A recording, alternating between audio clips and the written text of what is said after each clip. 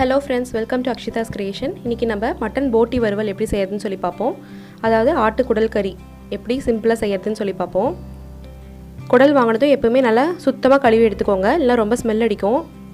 நல்லா சுடு தண்ணி போட்டு நல்லா சுத்தமா வாஷ் பண்ணிக்கணும். ஒரு நிறைய டைம் நல்லா வாஷ் பண்ணிட்டு அப்புறமா குக் பண்ண ஆரம்பிங்க.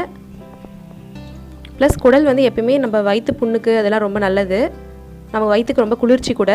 ஸோ இது எல்லாரும் வீட்டில் கண்டிப்பாக வாங்கி செஞ்சு சாப்பிட்டு பாருங்கள், ரொம்ப நல்லாயிருக்கும். இதுக்கு தேவையான இன்க்ரீடியன்ட்ஸ் என்னென்னு பார்க்கலாம். இஞ்சி பூண்டு விழுது ஒரு 3 டேபிள் ஸ்பூன் எடுத்து வச்சுருக்கேன்.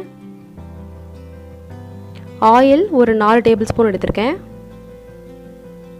தாளிக்கிறதுக்கு பட்டை, கிராம்பு, சோம்பு, சீரகம் இதெல்லாம் எடுத்து வச்சுருக்கேன்.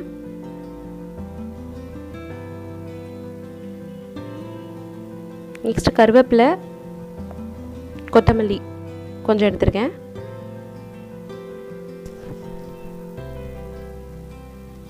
உப்பு ஒரு டீஸ்பூன் எடுத்திருக்கேன். மஞ்சத்தூள் ஒரு 1/2 டீஸ்பூன் எடுத்திருக்கேன். மட்டன் மசாலா 2 டேபிள் ஸ்பூன் எடுத்திருக்கேன். அதே போல் மிளகும் ஒரு 2 டேபிள் ஸ்பூன் எடுத்து வச்சுருக்கேன். நிறைய வேணுன்னா கூட நீங்கள் சேர்த்துக்கலாம். வெங்காயம், சின்ன வெங்காயம் ஒரு 50 கிராம் அளவுக்கு கட் பண்ணி எடுத்து வச்சுருக்கேன். பச்சை மிளகாய் ஒரு மிளகாய் எடுத்திருக்கேன். தக்காளி ஒரு பெரிய தக்காளி அளவுக்கு கட் பண்ணி எடுத்து வச்சுருக்கேன்.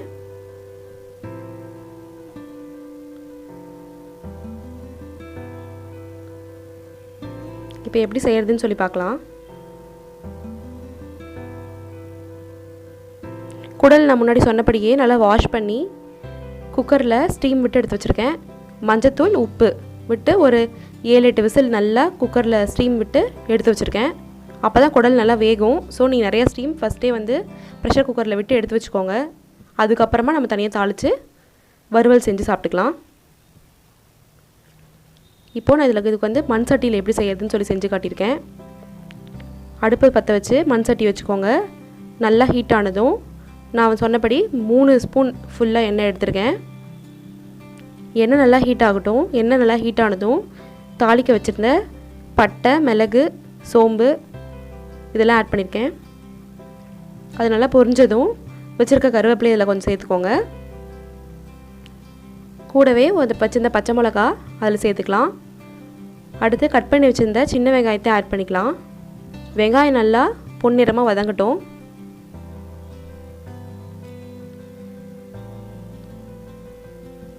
வெங்காயம் நல்லா வதங்கினதும் கூடவே வச்சுருக்க நம்ம இஞ்சி பூண்டு விழுது இதெல்லாம் சேர்த்துக்கலாம்.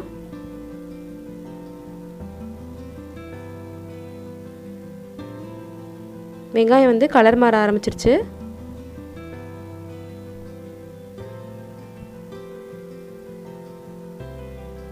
இஞ்சி பூண்டு விழுது இதில் சேர்த்துக்கலாம்.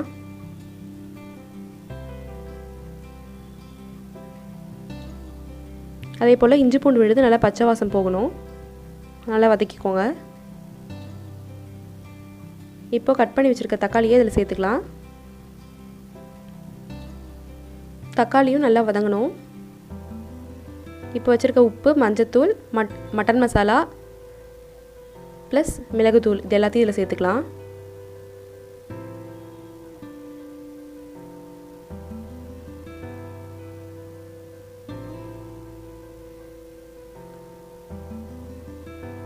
மசாலா வாடெல்லாம் போகணும். அது வரைக்கும் நல்லா வதக்கிக்கோங்க. இப்போது நம்ம வச்சுருக்க குடலை இதில் சேர்த்துக்கலாம்.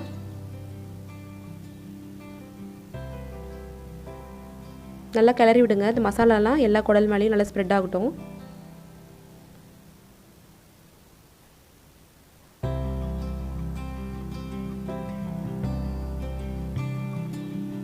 மசாலாலாம் எல்லா பக்கமும் அப்ளை ஆனதும் நம்ம இதில் கொஞ்சம் தண்ணி சேர்த்துக்கலாம். அப்போ தான் அந்த மசாலாலாம் நல்லா குடலுக்குள்ளே இறங்கி நல்லா ருசியாக இருக்கும். தண்ணி ஒரு சொம்பு அளவுக்கு சேர்த்துருக்கேன். நல்லா கொதிக்குது. நான் சேர்த்துருக்க தண்ணி வந்து குடல் வச்சுட்டு நான் வேக வச்சேன்னு சொன்னல, இந்த வேக வச்சும் போது இருத்து எடுத்த தண்ணியே நம்ம இதில் ஊற்றிக்கலாம். நல்லா டேஸ்ட்டாக தான் இருக்கும். நல்லா சுண்டுற அளவுக்கு நல்லா கொதிக்க வச்சு ஒரு கிரேவி கன்சிஸ்டன்சி வர மாதிரி நல்லா ஒரு பெரட்டல் மாதிரி எடுத்துக்கோங்க. இப்போ வச்சுருக்க கொத்தமல்லி இதில் சேர்த்துக்கலாம். அவ்வளோதான், நம்மளோட குடல் கறி தயாராகிடுச்சு.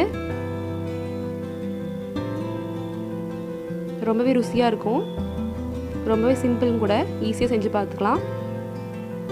நம்ம வயிற்றுக்கும் ரொம்ப நல்லது, குளிர்ச்சியும் கூட. ஸோ எல்லோரும் வீட்டில் கண்டிப்பாக வாங்கி செஞ்சு பார்த்துட்டு சாப்பிட்டு எப்படி இருந்துச்சுன்னு சொல்லுங்கள்.